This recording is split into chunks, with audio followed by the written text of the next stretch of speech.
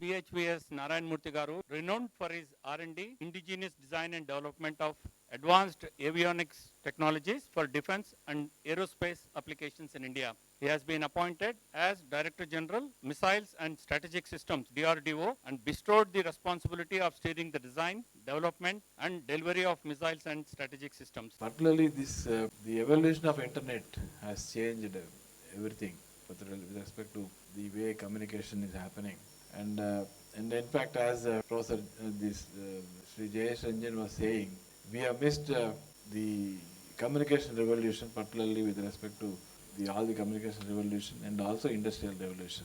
But I think now with the policies of the government and also their initiatives, I think across the union government and also the state governments, I think we should try to see that the next advancements in all the technologies, communication, all the industry revolution technologies, I think we should not, we should catch up. I think definitely, I think now we are getting ready to meet that deadlines. Particularly the evolution of internet and also the mobile technology, I think completely changed the way the communication systems work. In fact, when we started using 1G, 2G and all at that time, at least we were happy to see that we were able to communicate among people. But I think as the technologies increased, the 3G, 4G, people started demanding the higher bandwidths and seamless connectivity and very fast response and other things. The 4G technologies gave such a type of bandwidths, but I think still I think the IoT is one thing which has reversed the IoT and other things as basically the demanded much more higher bandwidths and also the lower the latency with respect to whatever I think previous speakers was telling.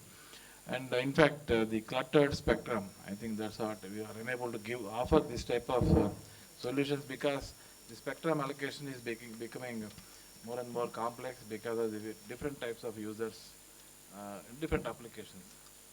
I think that's how the 5G technologies, in fact, the way it has been configured and also evolved, I think it is basically to overcome all these issues. That way, I think particularly we are now looking at one order better than the 4G communication, particularly at the peak rate of around 20 Gbps, the type of traffic I think we are looking at. And basically now the indoor activities, I think increased indoor activity with multiple devices using hotspots, I think that is one thing which demands are increasing and we are seeing that type of thing, particularly with respect to the advances in technologies.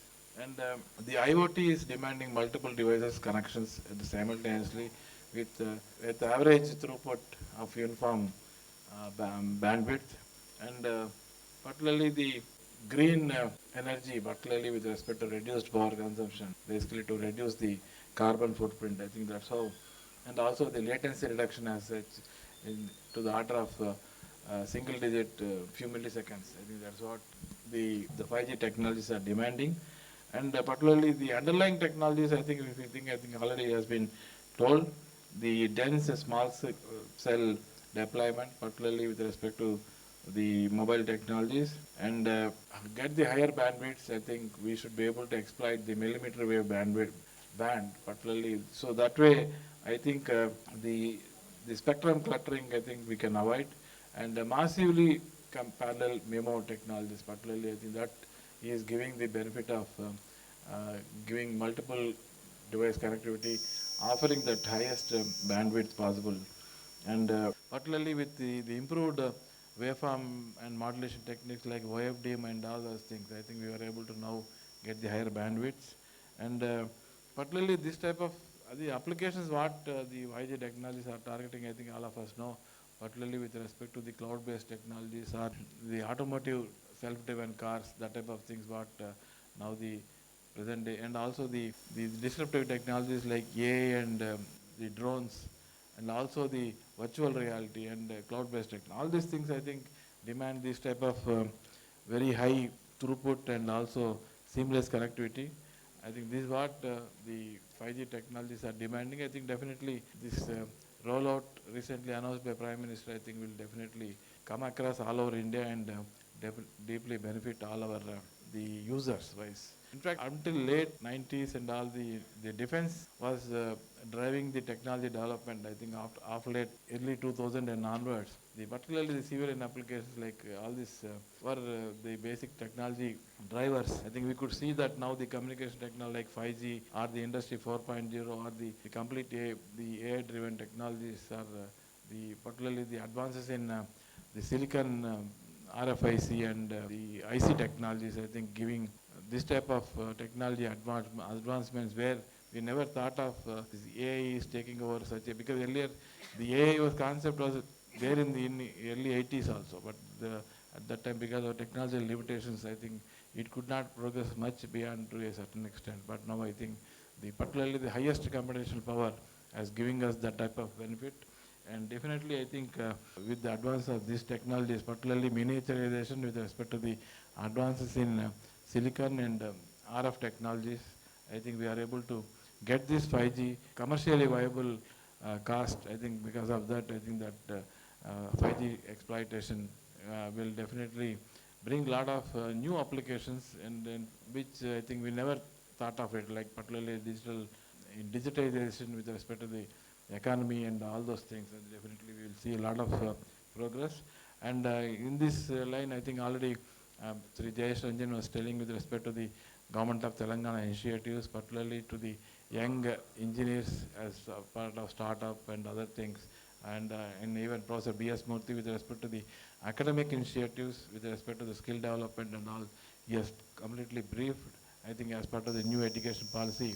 And similarly, I am being part of the Defense, Ministry of Defense, but clearly a lot of initiatives, particularly for the younger generation towards skill development. I think we at DRDO is offering a lot of opportunities for projects, internships and other things to the younger students at the BTech and MTech level and PhD level also. I think that is being opened up. And similarly, we are seeing startup for the individuals and also the industry.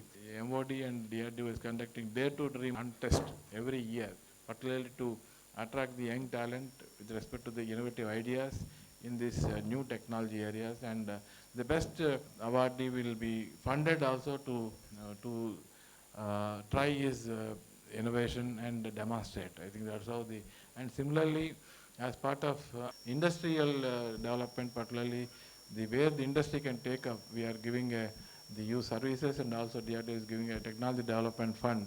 And that I think the product or technology can be developed, what the services are, particularly the armed services and also the DRDO wanted.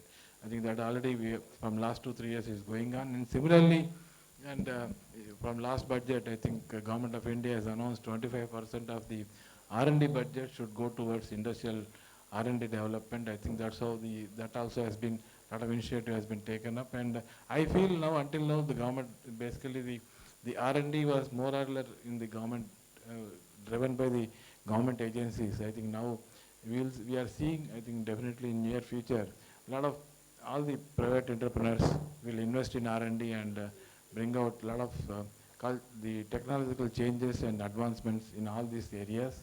And definitely, I think I am seeing a very bright future, particularly in this area, what the 5G and beyond, with respect to exploiting those technologies for innovative applications. I think we are seeing so many things being done, and we will see definitely the students, young engineers, and all the bright people, particularly in this for the opportunity in innovative solution, offering innovative solutions. And I think today this seminar, I think a lot of invited talks are being organized in selected interesting topics which are of the current state of the art. I think definitely, I think I am very much confident that this will be benefit all the participants. And then I think Professor P.G. Narayan is also delivering an invited talk today. I think and I think definitely this seminar will, I think it's being discussed the latest trends in 5G technology and the way beyond, and so that the next generation technologies, what all the areas we have to work. I think that way the particularly get benefited to all the participants. And finally, I would like to congratulate all the eminent personalities today felicitated, and also the young engineer awardees for getting the award. And I should congratulate the particularly Institute of Engineers Telangana chapter doing excellent work by awarding all these eminent personalities and the young engineers. And similarly, it is doing as told, the Telangana chapter of Institute of Engineers is doing extremely well, and with respect to the performance of conducting various seminars and workshops, and also I think ISO 9000 certification also they got. So my congratulations to the particularly organizers, Brahmareddy Gaur and other people who are all contributing this excellent activities. And finally, I would like to thank particularly the Institute of Engineers Telangana chapter for inviting me here, and all the very best for this national seminar. Thank